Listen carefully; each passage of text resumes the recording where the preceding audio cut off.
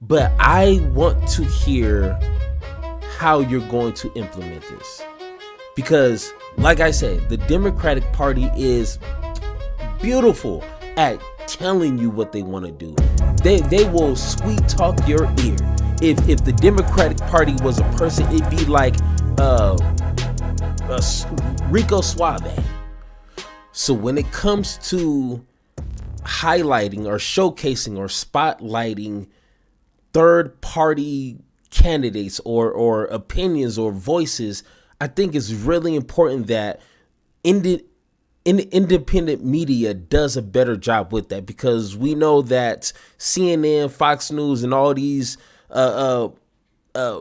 mainstream media platforms is not going to do a sufficient job doing that. So every time I get a chance to listen to Jill Stein and her running mate Butch Ware, or really anyone who's really running, Rich, honestly, it's only really Jill Stein at the moment. I listen, and some things I may not agree with, or some things I need a little bit more detail and getting into the weeds. You know what I'm saying? I think it's important to continue to listen, because one, we know, like, here are some basic facts. All right. One, we know that this government system is really catered to continue to consolidate power to the Republican and the Democratic Party. We know that for a fact. And essentially, if you really want to kind of get into it, they're essentially, two parties on the same coin. You know what I'm saying? One really highlights fear-mongering as their tactics, and the other party is more platitudes and just a lot of feel-good type of messaging. But at the end of the day, they don't really give us the main results that regular folks like me and you need. Healthcare, education, stable income, high quality jobs, and infrastructure and opportunities. And the list can go on, but if you ask any American, left, right, or anything in between, those are the consistent things that you're going to hear from regular folks. Because guess what? I'm a regular folk. You know what I'm saying? And this is things that I see throughout my adult life that I notice is lacking.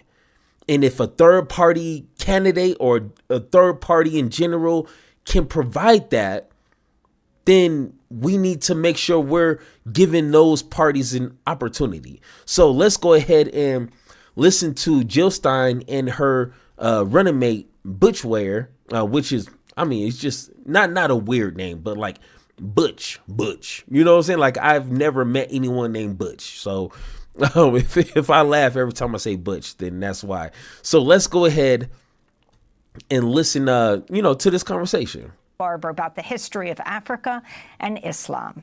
We welcome you both to Democracy Now! Let's start, Jill Stein, by you telling us why you're running for president. What is you see is most important right now? Well, let's put it this way. The American people are in crisis in virtually every dimension of our lives, whether it's the healthcare crisis and not being able to afford your pharmaceuticals. Some 8 million Americans are not able to afford their medications. 18 million were driven into poverty by the costs of health care in the last year for which data was available. Half of all Americans are struggling to keep a roof over their heads, severely economically stressed, trying to just pay their rent.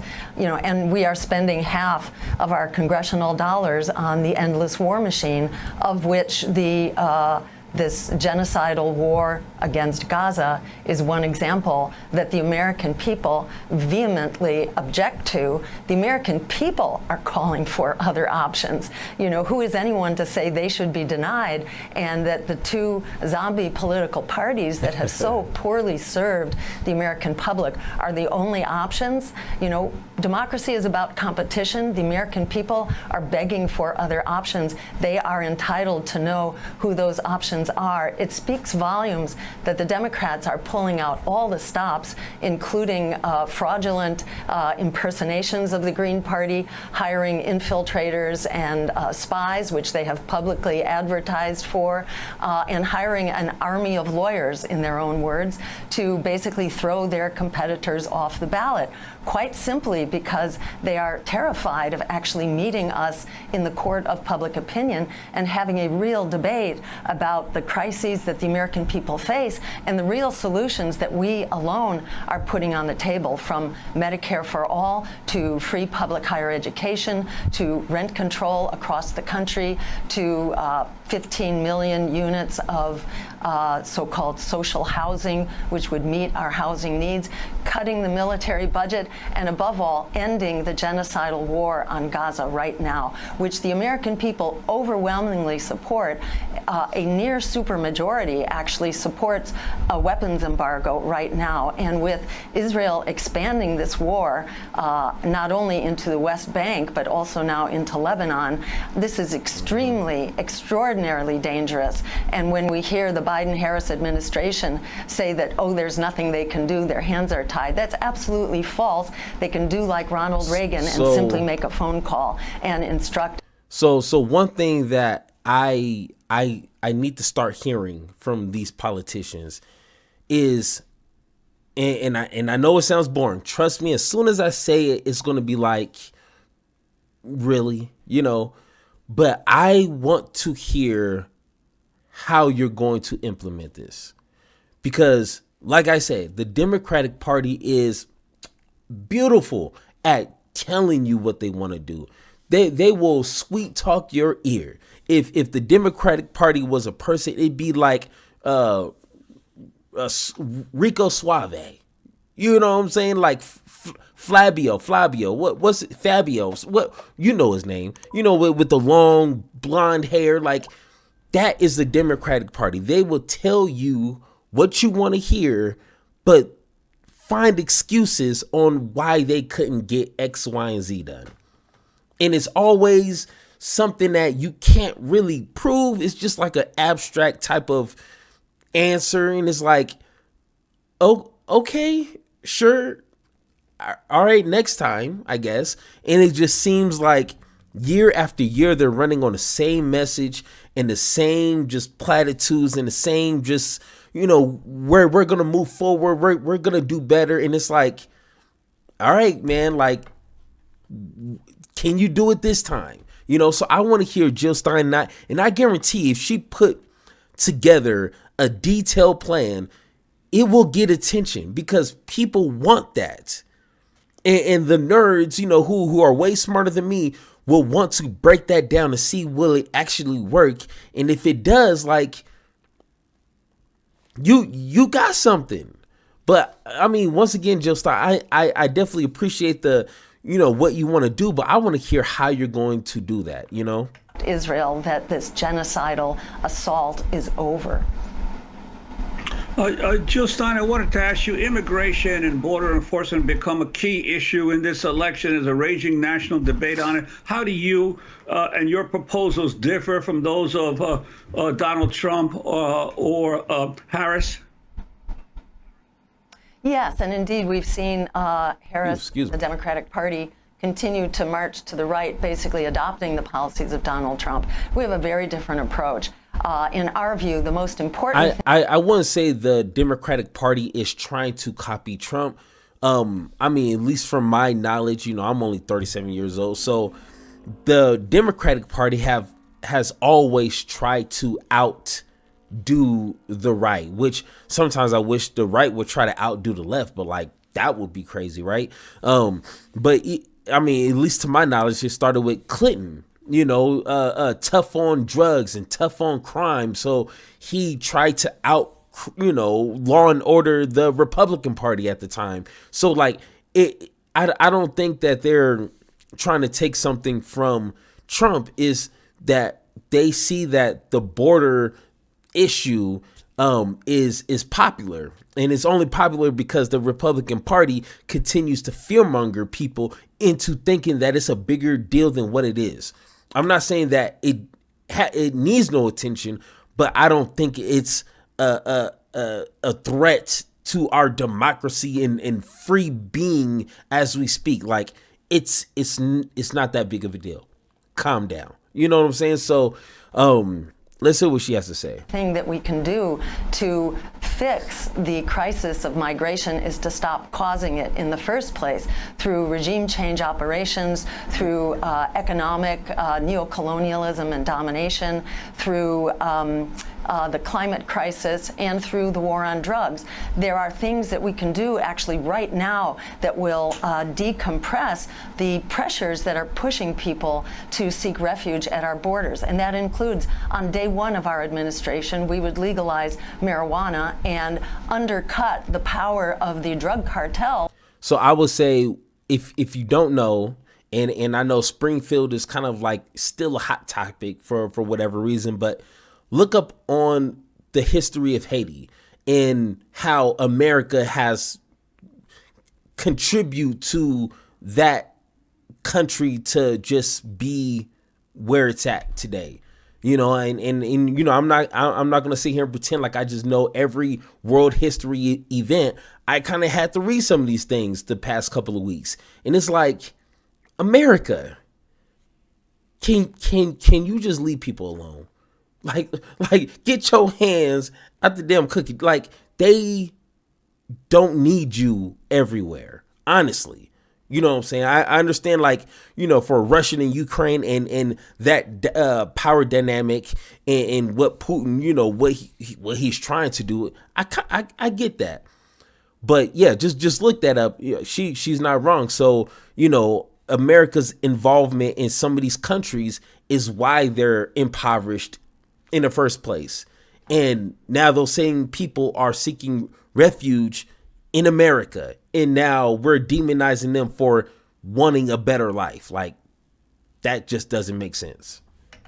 To basically cause violence and wreak havoc on so many nations, particularly south of the border. We would not be overturning other democratically elected administrations, like, for example, the Aristide presidency of Haiti, which we overturned twice.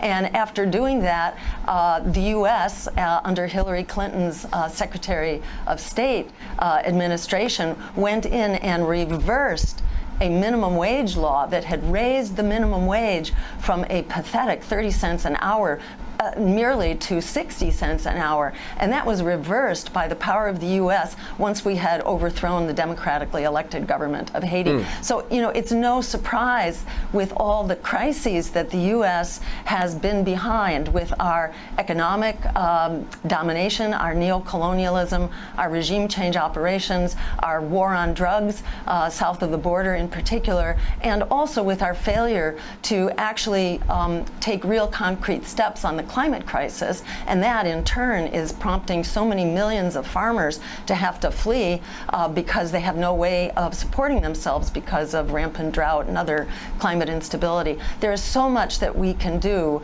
not only to mitigate our own production of fossil fuels, which has skyrocketed actually under Democratic administrations, far more than it has under the Republican administrations, and which are not adequately addressed by the Inflation Reduction Act, which is more a fossil fuels first bill, if we have time to go into that. But we are not taking care of, you know, the many solutions we could provide right now, which would decompress the crisis at the border. And the last thing to say here is that instead of spending billions of dollars on a wall, which only kills people, kills wildlife, destroys ecosystems, instead we can be investing those dollars into prompt screening, background checks, and to providing work papers for people promptly at the border. Because once migrants have crossed into this country and once they're papered and can work, they are an economic boon to any community and are worth trillions of dollars actually in economic development. Our communities would be competing for migrants rather than and to testify to that. And once again, you know, when you're reading stuff and learning stuff from credible sources, going back to Springfield, Ohio, that small area due to COVID was collapsing. And, you know, long story short, because I don't have my notes in front of me, when the migrants, the Haitian migrants came into that area legally, not illegally, legally, they helped stabilize that area. Because when you don't have enough people to fulfill jobs, what happens? When you have more people legally able to work and pay taxes, what happens? And it's something like, you know, their tax revenue or something of that measure. Once again, I wish I would have had my notes. It damn near either doubled or almost tripled. And that's because when you have more people working and paying taxes and then spending in that area, I mean, just real basic stuff. You don't have to be like an economic major to understand, like, when people make money, they spend it. And when they make money, they pay taxes. So what do you got? Now, of course, you know, you need to make sure your infrastructure and you have enough like space and opportunity to grow, because yeah, when you're adding that much people to a small, dense area, then yeah, that's going to be an issue. But it's not as bad of an issue as your city is dying, essentially, you know. So she's right about shutting them out. If migrants were able to get to work, they not only pay their way, they actually contribute enormously to economic development and to the tax base of any community. All right, so once again, you know, if you guys want to see the entire video, go ahead and watch it. Once again, I'm not gonna sit here and watch the whole thing because this would be like an hour and a half video, and I just don't have time like that. But I want to hear Butch Ware. Now, he is a interesting individual. I seen him on the Breakfast Club, and honestly, from what I've seen, of course, I would like to see more, know more, hear more, learn more. I would like to see him run as a Green candidate, like on top of the ticket. That would be interesting. So let's kind of hear his perspective on everything. Can you tell us why you decided to join the Green Party and run as a vice presidential nominee? Yeah, when tagged into the fight by my sister soldier, Dr. Jill Stein, it was an easy decision to make. I had conducted an Instagram Live with her on my social media platform.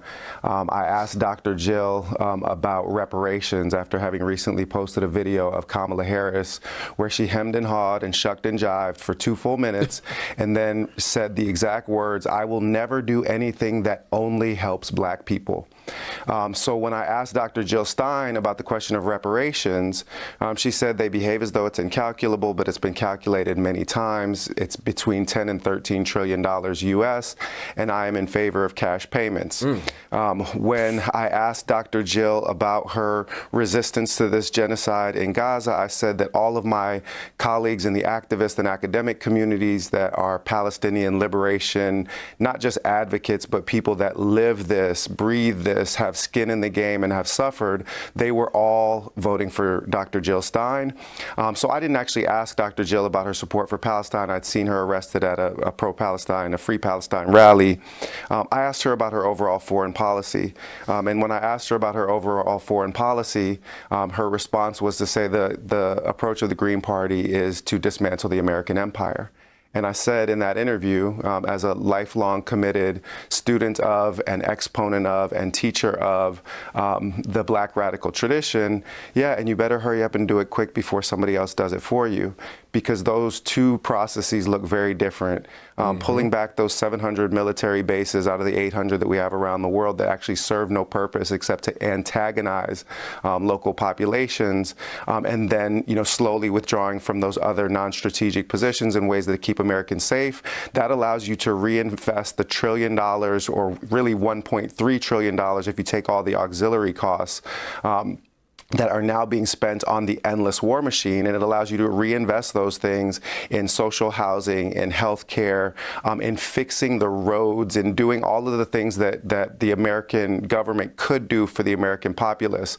So when I was pulled when I was invited into the struggle against imperialism, into the struggle against white supremacy, into the struggle against capitalist exploitation, in my time, after having spent a lifetime teaching about this tradition, writing about this tradition, engaging this tradition at an activist level and as a community organizer, it was an easy decision. And before I even go any further, I just have to observe a moment of silence for Imam Marcellus Khalifa Williams, who was put to death yesterday by this corrupt imperialist state.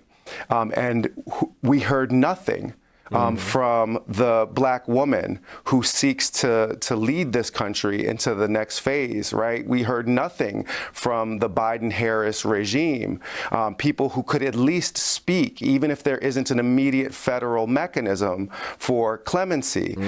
We have a massive void of moral leadership in this country. And the last thing that I'll say, by way of introducing myself. Hey, just to stop right there. Bars, straight bars. What is he lying about? And we don't expect anyone from the Republican Party, of course, to speak on Black lives in a positive way.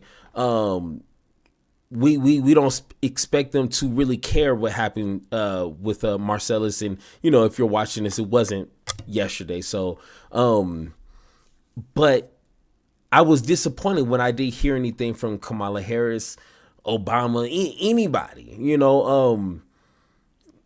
black folks like Candace Owens, any of them didn't say anything. And like Mr. Ware said, like we are missing that, that leader. And of course the president's supposed to be, multi-dimensional when it comes to leadership, but that moral leadership, like neither of these candidates fulfill that duty. And it sucks because like you said, even if you couldn't do anything in the immediate, you saying something means something, and they dropped the ball on that. To the American people on this particular program is that every effort to protect Team Blue, to protect the Democrats from facing accountability for the evil that their own hands have wrought is equally evil. If you are trying to shield them from the electoral consequences of 200,000 plus deaths in Gaza, the electoral consequences of 11 months of genocide, of increasing police murders in every single year since they have been in power, in sending troops in riot gears in Democratic-controlled cities, Democratic-controlled states to crack kids' heads like they did at UCLA, like they sent troops in riot gear to my own campus at UCSB, then you are part of the problem.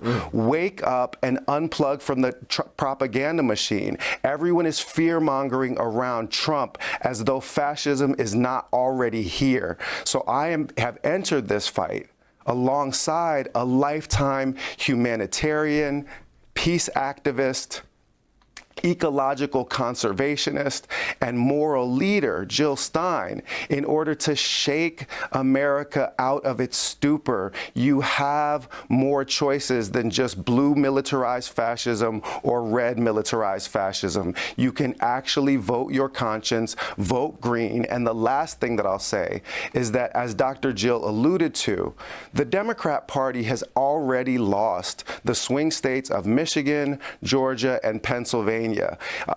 Institute for Social Policy and Understanding, ISPU, has publicly available data that the Democrats certainly saw before I saw it, that indicates that in the swing states of Michigan, Pennsylvania, and Georgia, that Joe Biden received 65% of the vote in 2020, and the Democrats are polling under 15% in those states now. They could not have won the election without those swing states, and they could not have won those swing states without Muslim voters. Those voters are gone. They are not coming back. Dead man walking. The Democrats cannot win. And Dr. Jill and our host Amy have already cited the CARE study, but Yaqeen Institute will release this week, and I've been privy to this because of my long-term connections inside the Muslim community as a black Muslim man myself, that over 53% of the Muslims that they surveyed nationwide are now supporting third-party candidates, with something like 80% of those going to the Green Party. That the support for the Democrats in the Muslim community is at 15%,